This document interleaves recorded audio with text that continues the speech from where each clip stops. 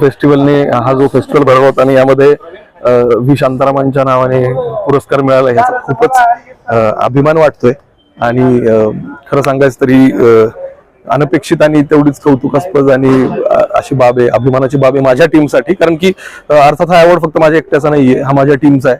माझ्या टीमने पूर्ण सगळ्यात तितकी मेहनत घेतली, तेवढा संयम दाखवला माझ्यासोबत काम करताना आणि त्याचं हे फळ आहे. तर हे अर्थात एक कलेक्टिव्ह अवॉर्ड आहे.